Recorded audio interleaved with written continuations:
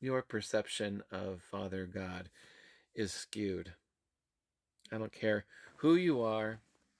I don't care how close you are to God. I don't care if you're walking deeply in a tight relationship every single day. You're fully surrendered. I don't care if you have a close relationship with Jesus. I don't care if you are walking in miracles. I don't care if every single minute, every single hour, you are just completely covered in His grace and you sense His presence all the time. I don't care if you call him daddy. I don't care if you call him father. I don't care if you know your pastor really well or whatever. It doesn't really matter. There's no exception to the statement. Your perception of Father God is skewed. And the reason why I'm saying this is because as long as you're watching this video here on this planet in a physical human body, at best you're seeing through a glass darkly. God is spirit, and those who worship him must worship him in spirit and in truth.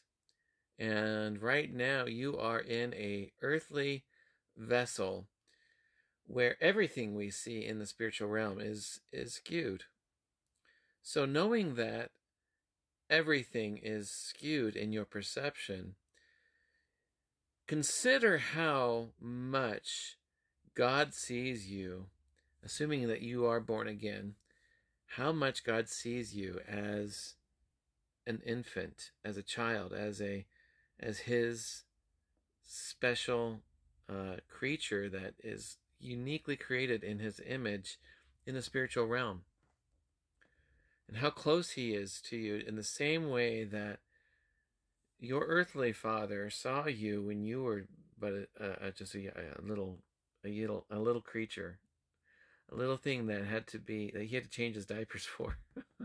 Perhaps you're further along in your maturity, but you know what? This time here on earth is so minuscule compared to a million years out. Your purpose is eternal. And so if you don't see Father God as daddy, you have a very, very skewed perception indeed. The notion that Abba Father translates to daddy is necessary for you to understand the relationship that you have into your eternity with God.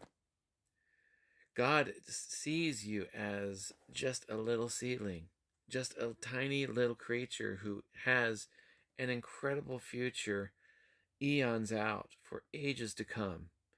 Because this is the birthing grounds here on earth. You realize that the time that you're spending here on earth is to test you, is to develop you, is to grow you into the creature that you're going to be billions and trillions of years out from now. God is your dad. He is generating from you a whole new life that is yet to be seen in the coming future.